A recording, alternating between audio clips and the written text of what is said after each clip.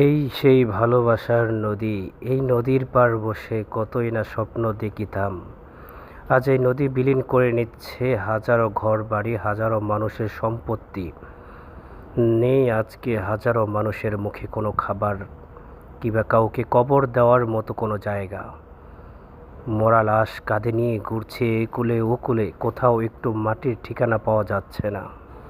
চোখের সামনে হাজারো পালিত পশুগুলো পানিতেই ডুবে যাচ্ছে। চোখের সামনে ছটপট করতে করতে গৃহস্থের অনেক ছাগল, গরু ইত্যাদি, হাঁস, মুরগি, এগুলো পানিতে তাদের জীবন হারাচ্ছে।